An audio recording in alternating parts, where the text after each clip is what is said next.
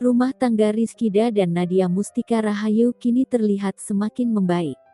Apalagi setelah Rizky mengajak istrinya, Nadia Mustika dan sang anak, Baihaqi Syakir Ramadan ke kampung halamannya di Medan, Sumatera Utara. Hal itu merupakan momen pertama kalinya Rizkyda memboyong Nadia Mustika dan putra mereka bertemu keluarga besar. Terlihat dalam video yang diabadikan oleh kembarannya, Ridoda, Rizky berada di bandara sambil menggendong buah hatinya. Tak hanya berdua dengan sang putra, terlihat juga Nadia Mustika yang duduk di samping Rizkyda.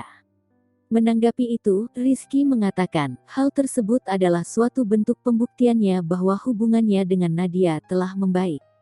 Meski banyak yang menghujat, Rizkyda mengaku tetap berbuat baik dengan istrinya. Rizky memilih tak mendengarkan hujatan yang selama ini mengarah padanya.